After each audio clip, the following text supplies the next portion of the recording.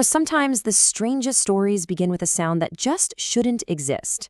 Imagine you're on the Starship Enterprise, and you pick up this ancient distress signal. It's coming from a planet that, get this, looks exactly like Earth. It's a ghost planet. So let's dive right into this mystery. So you beam down, and you're standing in what looks like a perfect little town from the 1960s. But it's dead silent. The buildings are all crumbling, vines are crawling up everything. You can just feel that nobody's been here for a very, very long time.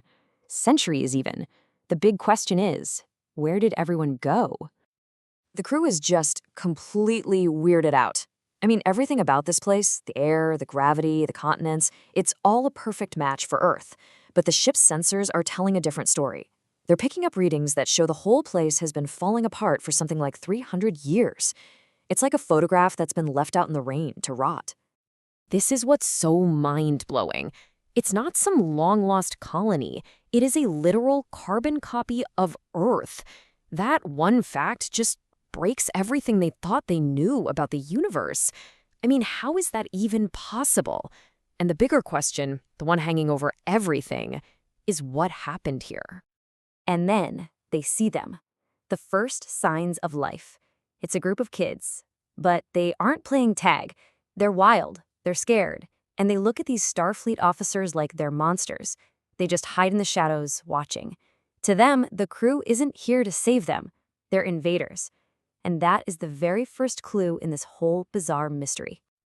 Okay, so to really get what's going on here, we have to learn the language of the kids who live here. Their entire world, their whole way of life, it's all built around one single terrifying memory. It all comes down to two words. First, there are the groups. That's probably their way of saying grown-ups. And to these kids, groups are monsters from the past who did nothing but yell and hurt people before they all got sick and disappeared. Then there are the Onis. That's what they call themselves, the only ones. So in their worldview, it's simple. Any adult is a group, and any group is a threat. Period. And look, this isn't just kids being scared of strangers. This is like a religion for them, a belief passed down for hundreds of years. So when Captain Kirk tries to offer help, what does he get? A flat-out rejection. You can see how a rescue mission is starting to look, well, pretty much impossible at this point. So, right when the crew is trying to figure things out, the planet's history literally attacks them. These strange blue spots start showing up on their skin, and the kids, they recognize it immediately. Those are the exact same marks the groups had before they all died. Suddenly, the past isn't something to study, it's something that's actively trying to kill them. Everything changes in a heartbeat. The mission objective? Forget it. It's not about saving the kids anymore. It's about saving themselves. They're trapped, they're infected, and the clock is ticking. So they run the data through the ship's computer, and it confirms their absolute worst nightmare. The way this disease is progressing, they've got about 170 hours to live. That's it. Just under 7 days before it leads to madness, total organ failure, and death. So yeah, this isn't some abstract problem anymore. It's a very, very real deadline. And this timeline, man, it shows just how fast things fall apart. This isn't just a physical thing, it's messing with their minds too. Tempers are short, people are getting desperate. And then on day 5, it gets even worse. The kids, who still think they're dangerous groups, sneak in and steal their communicators.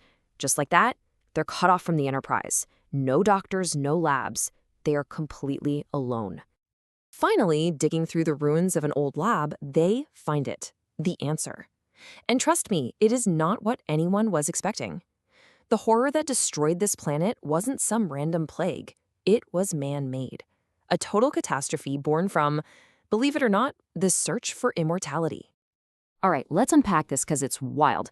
The scientists on this planet were trying to crack the code for eternal life, but the virus they created had this catastrophic side effect. It didn't stop aging, it weaponized it.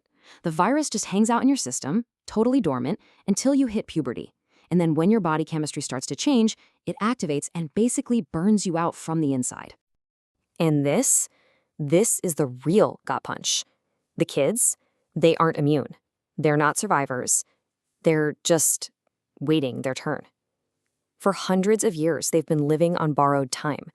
This endless childhood isn't some Peter Pan fantasy. It's a death sentence. The very thing their ancestors wanted to escape, aging, became the executioner. Every single child on this planet is doomed to die the second they start to become an adult. So now they've got maybe hours left to live. They think they have a vaccine, that they have no way to test it. Kirk realizes he can't order his way out of this. He can't fight.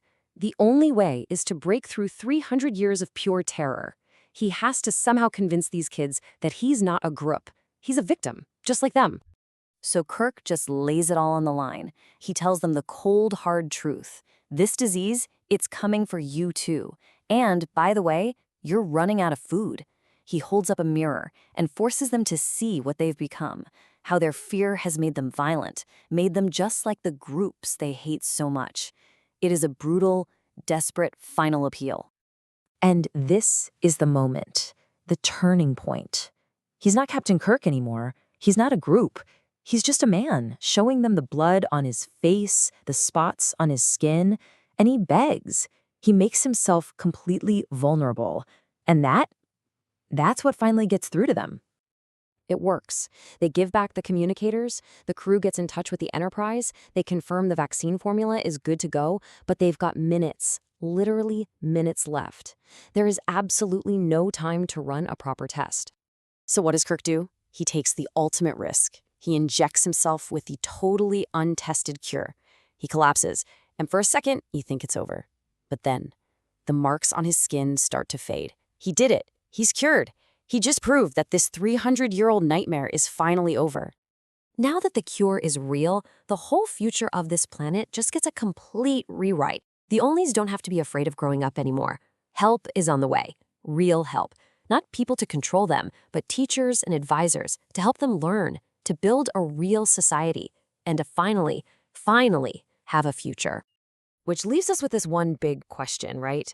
The scientists here were chasing the dream of living forever. But what they got was an endless childhood, a world stuck in place with no growth, no learning, and really no hope. It really makes you think, if you could live forever, what part of life would you actually want to keep?